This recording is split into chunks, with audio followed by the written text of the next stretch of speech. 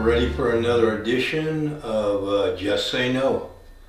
But you can see his enclave in Rafah that he has been telling people that they can move to that enclave if they pass through Israeli security checks. That hasn't happened yet, but we'll keep our eyes on that. And then if you follow up from that brown across that line, which is the Morag corridor again, you see the three blue nodes. Those are the aid distribution sites that Nora described in her news report that are the deadliest places in Gaza for any Palestinian in Gaza are these aid distribution points. There's two in Tel Sultan in the western end of Rafah, and there's one just above the Morag corridor there. Hello, everyone. Thank you very much for being here today. I'm here. My name is Heather McPherson. I'm the Member of Parliament for Edmonton, Strathcona, and the Foreign Affairs Critic for the New Democratic Party. I'm here to stand in solidarity with Canadian healthcare workers who are here to testify about what they have witnessed in Gaza during this genocide. I want to thank Doctors Against Genocide for sharing their time with us today. This is the defining moral issue of our time. As you know, New Democrats have long called on the Canadian government to end its complicity in this genocide. The time for statements is over. Long past time for action. Strong political and moral choices that will put pressure on Netanyahu to end this.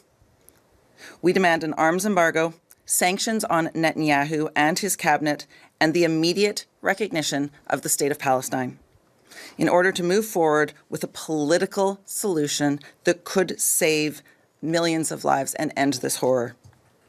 Today, I'm proud to announce that I have reintroduced my motion to recognize the State of Palestine on the order paper. And I'm encouraging my colleagues in the Commons to co-sponsor this motion. No matter what party you are from, now is the time to raise your voice. Now is the time to put pressure on Prime Minister Mark Carney to do the right thing. Last week, we called for the suspension of SIFTA. Europe and the UK are also considering suspending trade with Israel. Political pressure is the only thing that will end this. For 19 months, we have watched this horror continue. Every day, we see more images and videos of traumatized children and parents, of amputees, of tens of thousands of innocent people killed. Forced starvations, bombings, entire families and communities wiped out. The healthcare workers you will hear from now are Canadian heroes who have put their bodies on the line to save the lives of Palestinians in Gaza.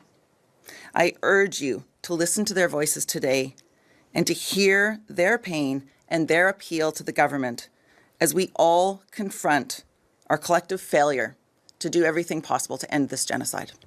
Thank you.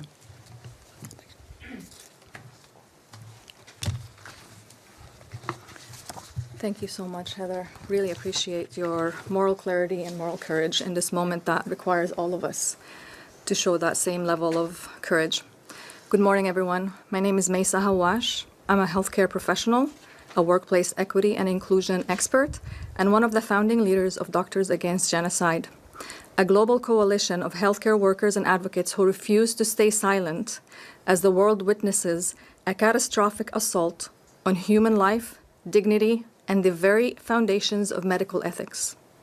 We are healthcare workers who took an oath to protect life, an oath that now compels us to speak truth to power. I stand before you as a Palestinian Canadian who knows exactly what it means to live under brutal occupation, where occupying forces control your breath, your dreams, your very right to exist.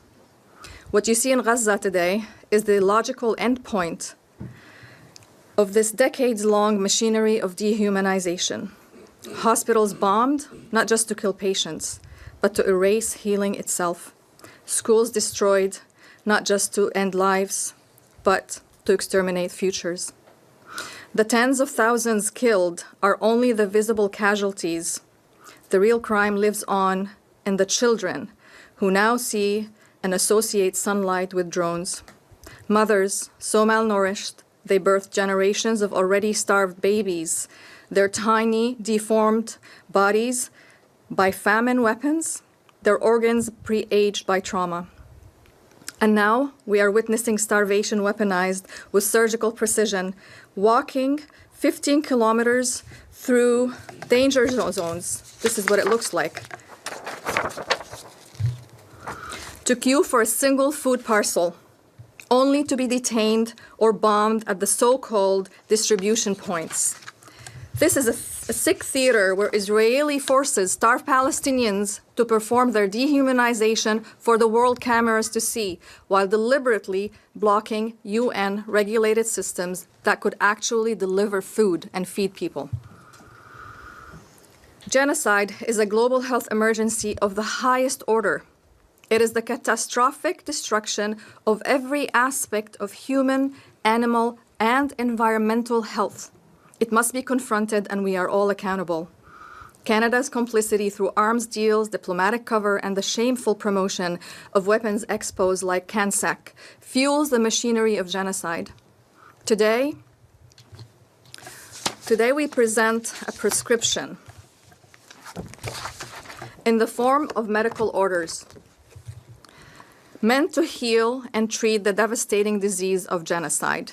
We present this prescription to Prime Minister Mark Carney and the newly elected cabinet and MPs. Mr. Carney, you have the power to shape policies that can reaffirm Canada's commitment to humanity and morality. You wrote a book about the values of solidarity, fairness, and responsibility. You stood up against threats to Canada's sovereignty and the unfair tariffs. Now is the time to live up to your stated values and show us real action. The world is watching. Will you be remembered as the statesman who acted to stop genocide, or the banker who calculated its cost and profit? And so our prescription for justice is very simple. End the siege and deliver aid. Enforce a permanent ceasefire. Stop arming apartheid, a two-way arms embargo with no loopholes. Enforce the Genocide Convention. Hold Canadians accountable, investigate and prosecute Canadians serving in IOF for war crimes. Enforce international law, recognize the state of Palestine and cut ties with illegal settlements, and defend our freedoms of expression. The time for empty words is over. Canada must act now. Thank you. Now you'll hear from our Canadian doctors who have returned from Gaza, and then we will open it up for questions and answers. Thank you so much. My name is Deirdre Noonan. I'm an orthopedic surgeon. I returned from Gaza on April the 17th after spending 7 weeks working there. It was my 5th time working in Gaza. Although I arrived during the ceasefire, I saw freshly wounded patients every day, injuries consistent with weaponized drones and powerful explosions. When the ceasefire was broken on March 18th, my first patient was a young man, 19 years old, his leg torn from his body at the level of his hip. It is one of the worst limb injuries I have seen in my entire career, but yet I saw 2 more patients with almost identical injuries in the 4 weeks that followed, and so many more injuries that were just as devastating.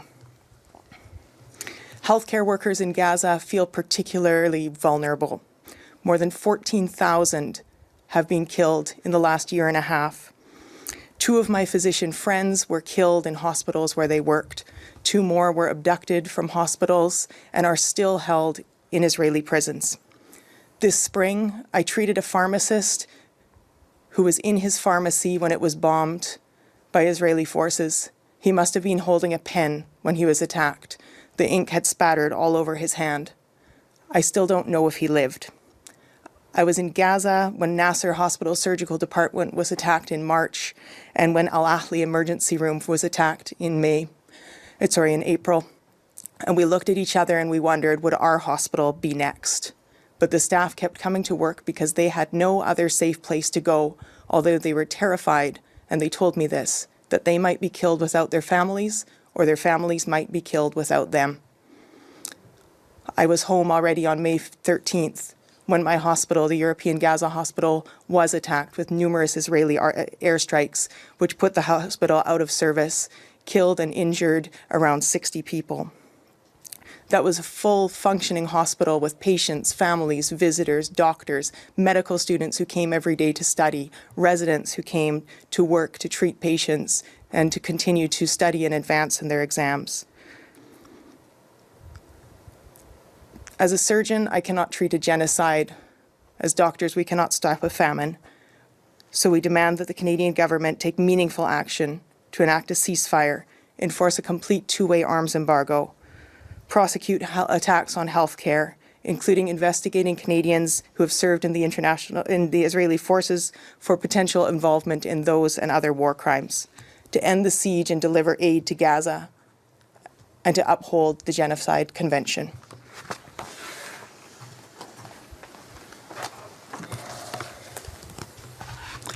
My name's Dr. Sarah Lalonde. I'm a Montreal-based double certified emergency and family doctor. I worked at the European Gaza Hospital from late January until February 27th of this year. I saw many things that go against our Canadian values. I saw a young boy, Yusuf, who loved, in this picture here, who loved to play soccer and could sing beautifully, who loved his mother more than anyone else in the world. He was a small boy, even smaller than his age would have predicted. He was a primary school aged child who was shot by a sniper during the ceasefire and had a painful journey in our hospital. He was no fighter. On top of the trauma, on top of that, now he has to deal with starvation, and now he is at risk for dying from starvation. Every human being deserves medical aid in that situation. As someone who's been in settings where children have experienced severe malnutrition, and as someone who has seen children die from malnutrition, I have witnessed firsthand the suffering of children who are starving.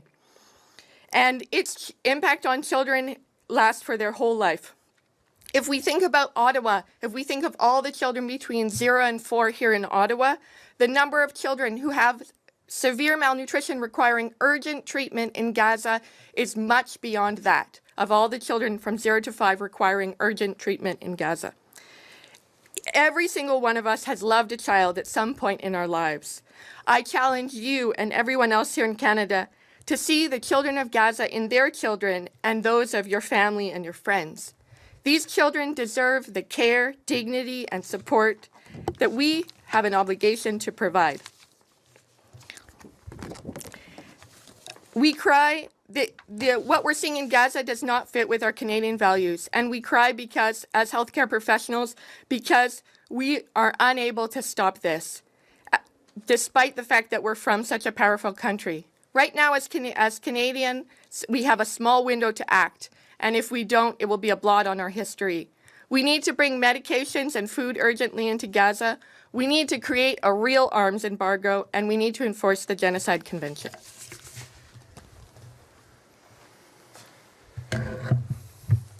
Good morning, everyone. My name is Dr. Rizwan Minhas. I worked at the European Gaza Hospital last year.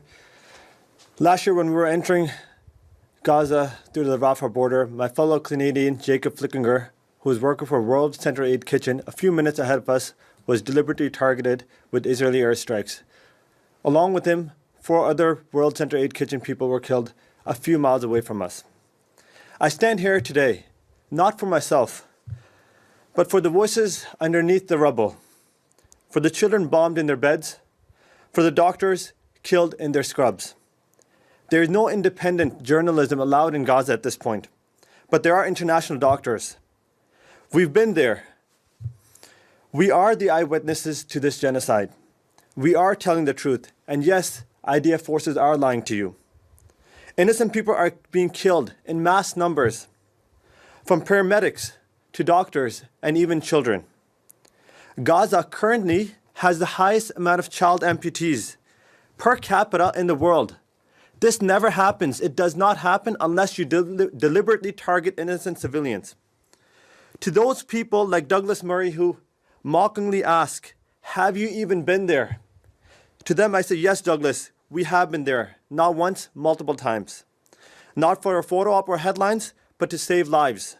But as doctors, we can't end this genocide. When working in the hospital last year, in the European Gaza hospital, I saw so many kids with burn wounds, very painful. There's one child by the name of Salma, I remember, 5 years old, 3rd-degree burn wounds all the way to her bone. I thought I could cheer her up with a candy, and she's like any other child. Half the fun is to open that wrapper. But because of her contractures from a third-degree burn wound, she could not even open the wrapper. Instead of putting a smile on her face, she became frustrated. At that time, I realized not only did Israel burn her hands, but they burned her smile. This is not a war. This is a genocide, confirmed by Amnesty International, Doctors Without Borders, the Jewish Voice for Peace, and International Court of Justice. To my fellow Canadian physicians, don't be silent. 1,500 healthcare workers have been killed. Remember the name, Dr. Adnan al-Borsh was not only killed, was raped and tortured before he was killed. Dr. Hussam Abu Safiya did not leave the hospital till the end. He's still in as a hostage with the Israeli army. And recently, Dr. Najjar, a pediatrician working in the hospital, 9 out of her 10 children were burned alive. Each brought one by one in front of her. She could not even recognize them. To our politicians, please have the courage to say the words, Israel is committing a genocide. These children who have died at least deserve this justice. Impose a two-way arms embargo. And let me end with this. There is no moral difference between killing children in chambers or by burning them alive in their sleep. Both are genocide. I understand that. Both are evil and both demand justice. Thank you.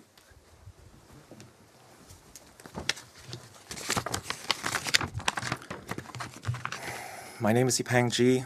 I'm a family doctor, and I've studied how colonialism affects the health of Indigenous peoples in the settler colonial state of Canada and also Palestinians in occupied Palestine. I was in Gaza last year as a medical volunteer in primary care clinics in central Rafah, and I witnessed with my own eyes the impacts of forced starvation on the children I cared for.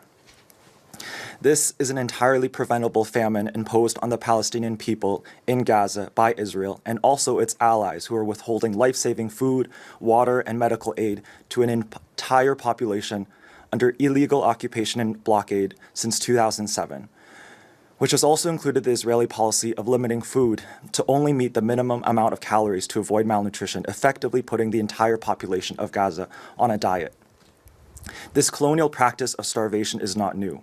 Sir John A. Macdonald, Canada's first Prime Minister, used this tactic to ethnically cleanse and displace the Indigenous population and hit, in his own words, that they were kept on, quote, the verge of actual starvation, unquote. Earlier this morning, I was at the protest against CANSEC, which is Canada's, quote, premier global defense and security trade show, unquote, run by CADSI, the American Association of Defense and Security Industries, a defense industry lobby group whose board of directors include executives from companies that supply the Israeli military. One such company that is attending this conference, this trade show, is Gas Stops. With their sole manufacturing facility located in Ottawa, they are the only manufacturer of specific engine sensors that go into the F-35 fighter jets. These are the same fighter jets that are dropping 2,000-pound bombs on Palestinians in Gaza as we speak. Companies in our own backyards are funding, supplying, and fueling this genocide. This is our problem to solve. This is our complicity that we must end. This is our responsibility to the collective liberation for Palestinians who deserve life, dignity, and freedom from occupation, apartheid, and genocide. Free Palestine. My name is Dorotea Gucciardo. I run a Canadian medical organization that sends in medical aid and personnel under the World Health Organization. We're here today to sound the alarm about the collapse of the humanitarian system and Canada's role in failing to uphold the international laws that it claims to defend. Just yesterday, we witnessed the brutal reality of the so-called Gaza Humanitarian Foundation, which revealed itself not as a humanitarian effort, but as a militarized spectacle. Starving Palestinians were drawn into an active conflict zone with the promise of food, only to be met with armed personnel, gunfire, and chaos. This is not humanitarianism. This is using hunger, fear, and humiliation to dehumanize a population.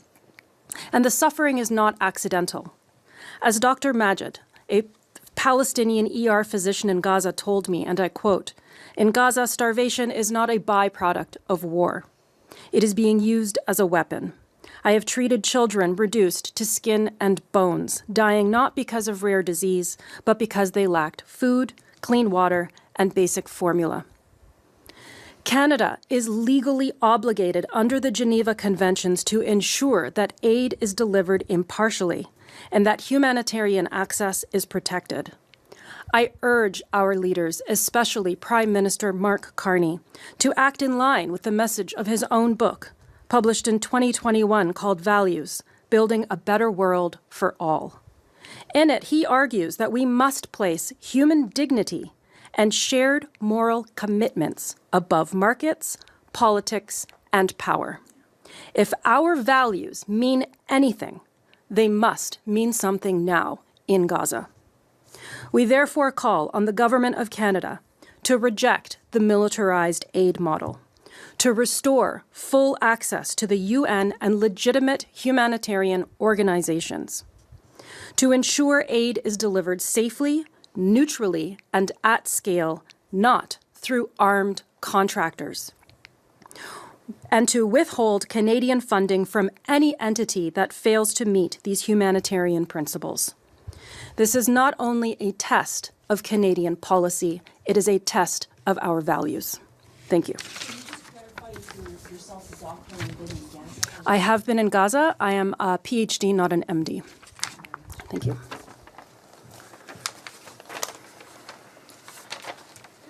Thank you so much for your testimonies, and now we're open it for questions and answers. Yes, I have my question for Ms. McPherson. Last year, I believe it was in February or in March, you did have your motion, and at the very last minute, the reference to the Palestinian state was took out. And at the time, it was presented as a compromise because in return, you would get the complete embargo on arms exports. Now we know that this didn't really happen. Mm-hmm. How do you feel about that? Betrayed. I mean, that's a great question because, frankly, for Canadians across the country, we watched the Minister of Foreign Affairs, Melanie Joly, we watched the Prime Minister of the Liberal Party stand in the House of Commons and tell Canadians that they would accept an arms embargo, that they would put strong pieces forward to protect Palestinians and to uphold humanitarian law and to ensure that Canadians and Canada was no longer complicit in a genocide. And yet they did not do that. And now we know all opposition day motions are non-binding, regardless of which party brings that forward.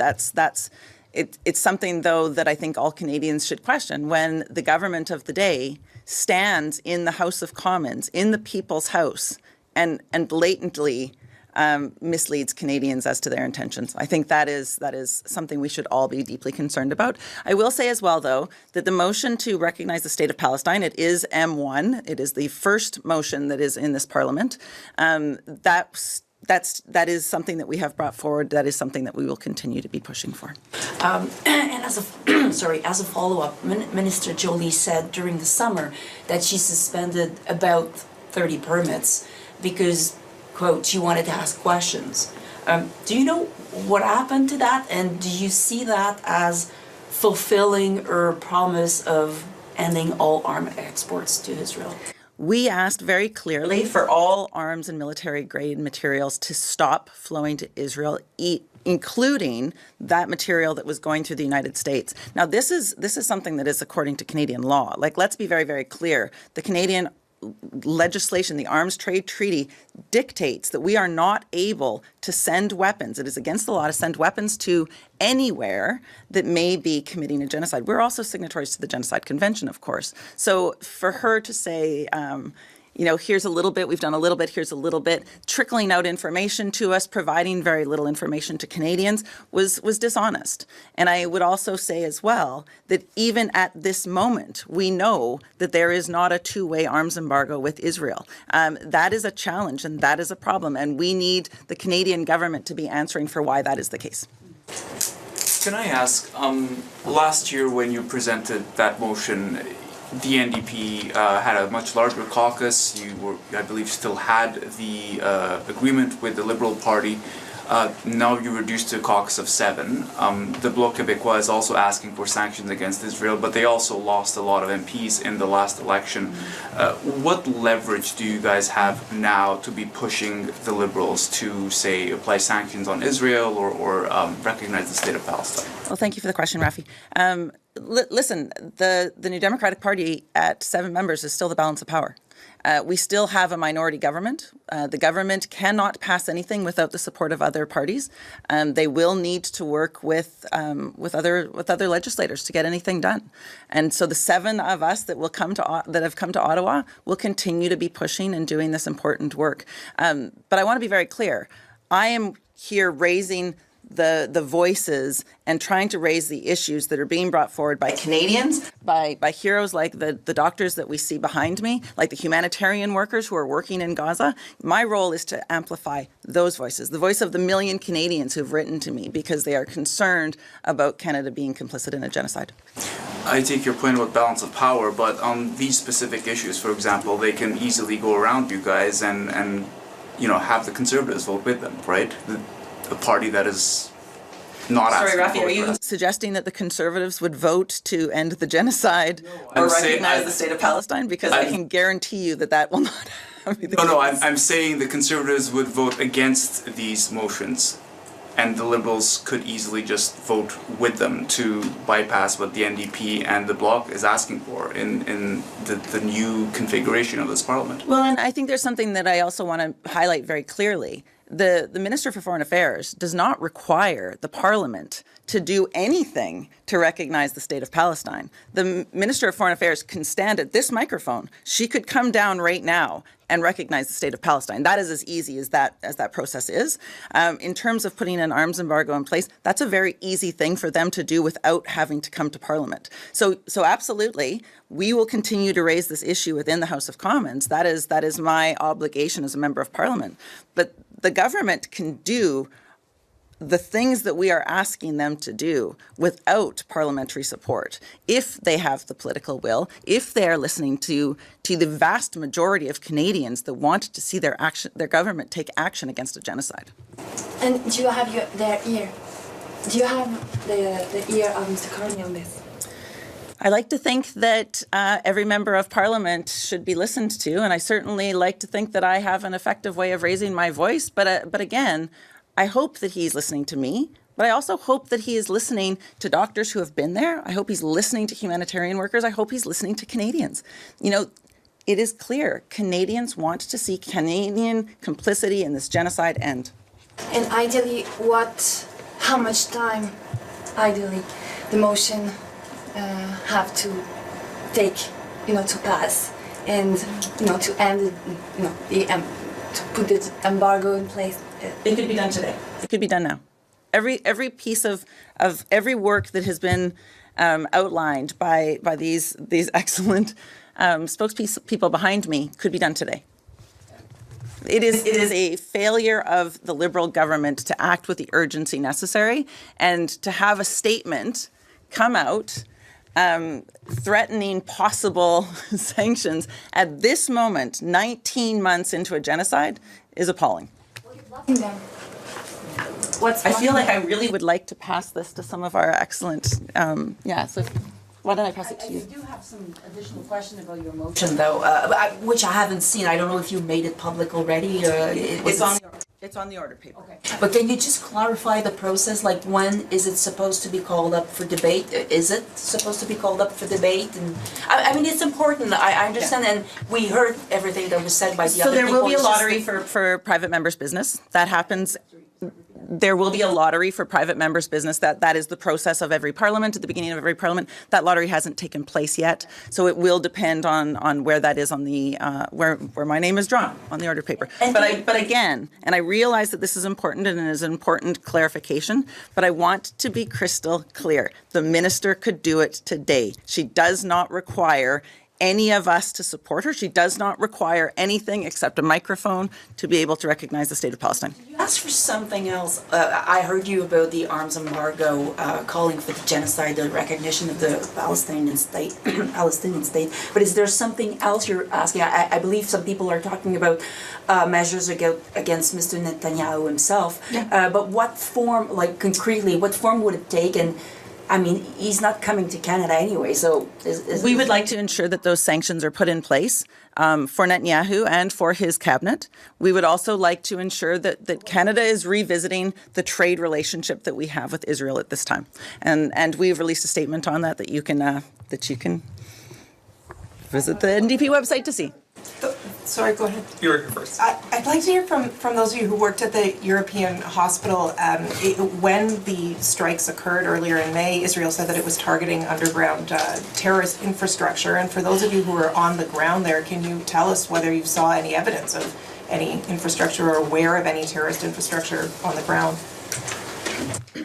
No. I don't know what else I have to say other than that, but no. I have seen nothing. No physician, surgeon, or other volunteer internationally I have known has seen something. This includes people that have been working in Gaza with NGOs for more than 20 years. I wonder how it is thought that Palestinian people would continue to come to work, how people would bring their family members to a hospital, how international staff would keep coming to volunteer if that were the case. And I wonder why we continue to listen to the claims of the Israeli Defense Forces and we do not seek out independent verification from other sources whenever these complaints come up, as they have again and again and again, without ever having any independent corroboration. And if there's terrorist infrastructure that's underground, is it possible that working in the hospital you wouldn't be aware of it? I've already said my answer, that we need an independent verification of claims. I want to thank the medical professionals for sharing their testimonies. I don't ask a question that traumatizes, but I'm wondering if one or two of you could speak about what stays with you. You talked about what you saw on the ground. I'm wondering if you're still in touch with anyone, if there's a thought that comes to your head at night, if you'd be comfortable sharing.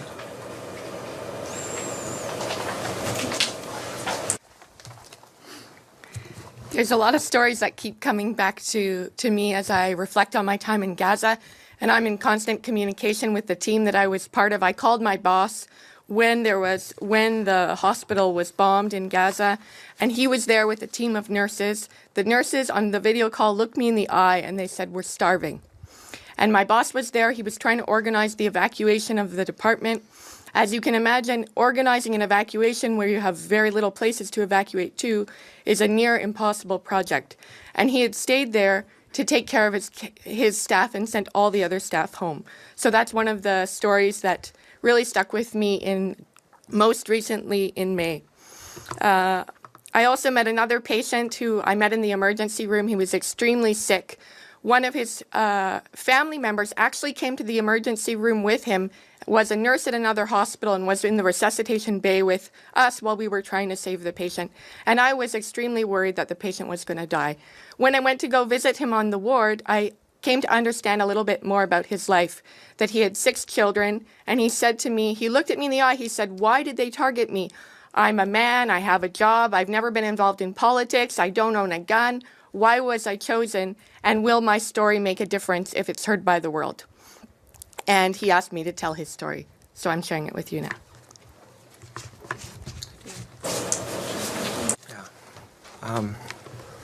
I think like any one of us who have worked in Gaza, you meet and befriend people and you stay in touch. I think about Mohammed, I think about Abdullah.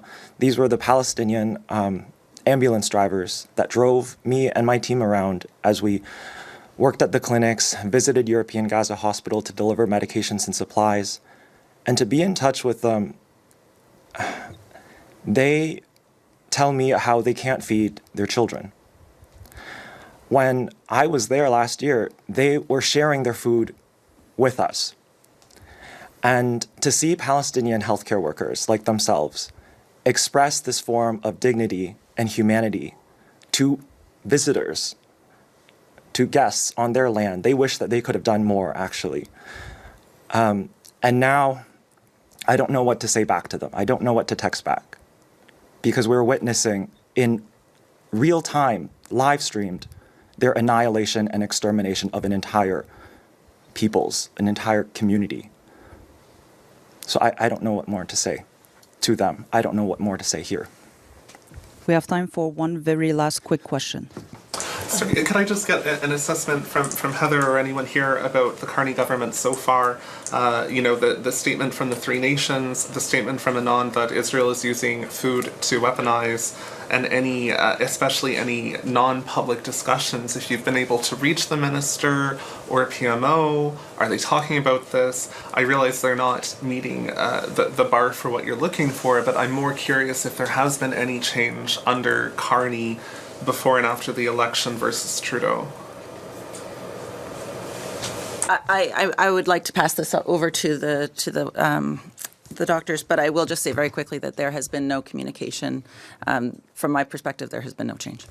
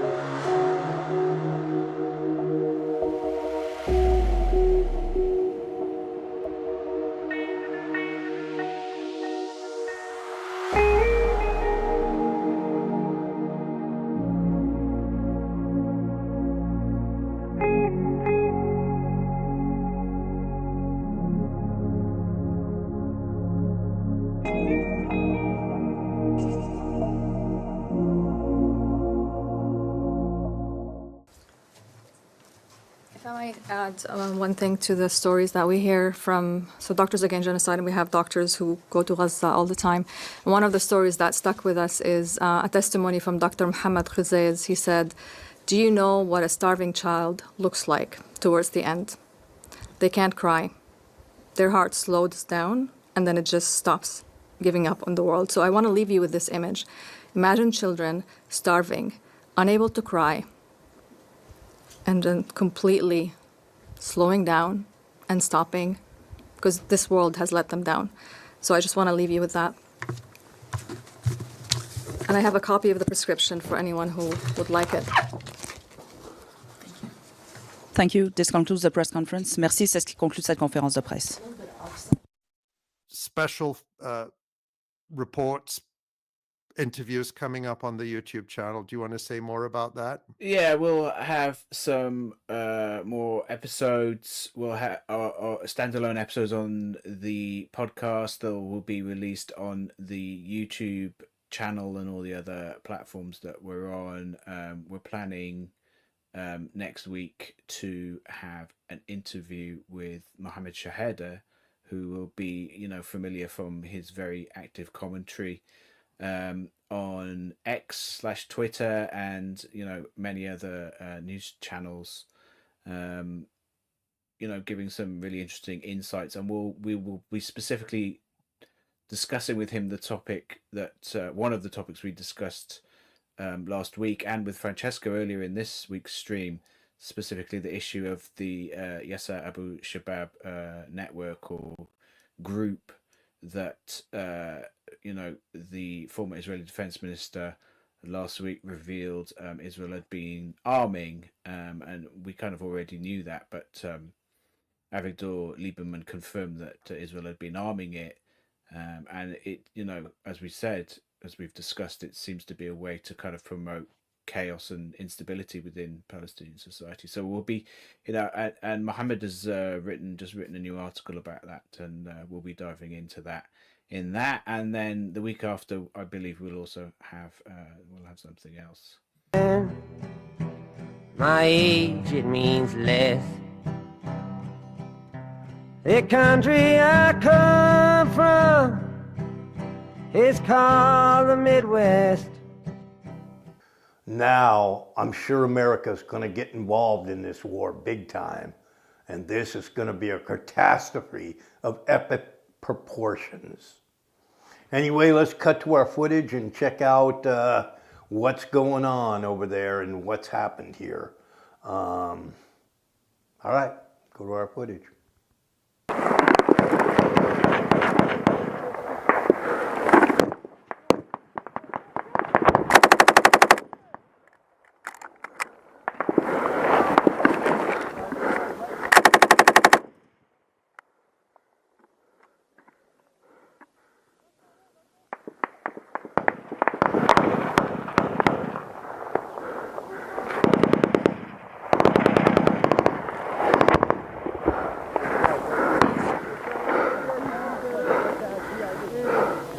Guess we found.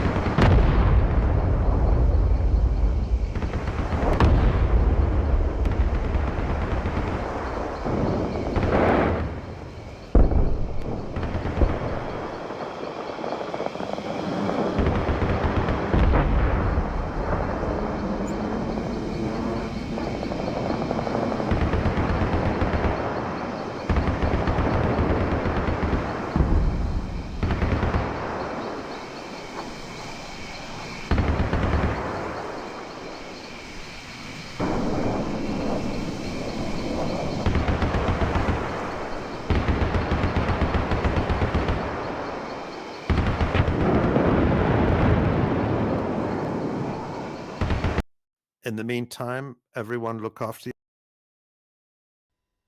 Our governments do not care about humanity. We're talking about colonialism, imperialism, capitalism. What do these three have in common? It's power, it's money. And if they would have cared about human beings, they would have cared first and foremost about the almost 20,000 children murdered in Gaza, only identified. I'm talking about the identified. There's so many more unidentified children murdered under the rubble and blown into pieces. So knowing this, we believe that we don't count on our governments, to be honest. We count on the civil society. And if you go on social media, if you go right now into the news, people know, the world knows that we are on our way because we took a stand. And so many people around the world are in solidarity because they feel we also represent them. And this is what we have to pay attention to, because people can make a nation or they can break a nation. And we are 12 people, but we are millions of people on this vessel. Every day, the messages that we receive, even talking to journalists, our voices are heard, and our voices don't represent us. Our voices represent the voiceless, which are the Palestinians in Gaza being starved to death, being bombed to pieces. Yasameen Ajjar, it's been a pleasure to talk to you aboard the Madeleine. Thank you very much for your time, and we look forward to hearing more about your journey as it progresses. Yasameen Ajjar, thank you so much. Steering Committee member and organizer of the Freedom Flotilla of the Madeleine.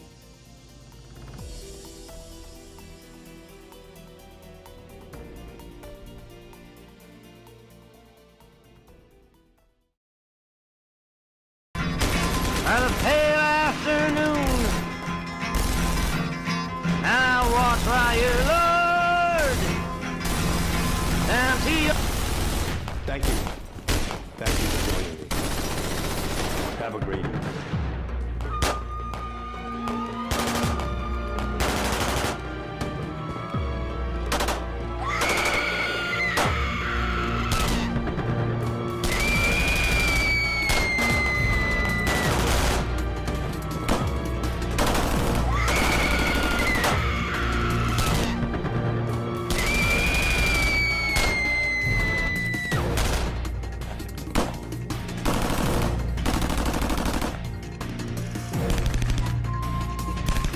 Thank you. Sam Melvin, why do you just say no? Thank you. Have a good day. Have a good evening. Of just say no. Thank you. What is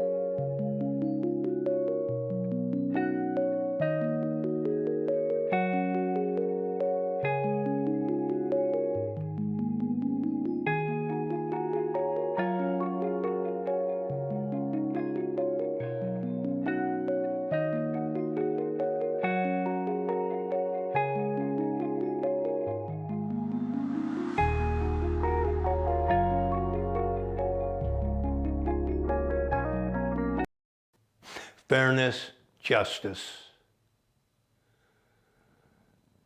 and for a cliche, the American way. That's a good cliche. Thank you. Have a good evening. Have a great evening. All right, that's it for now, and I'll be back with you soon. Keep watching, just say no. I thank you. Have a good evening.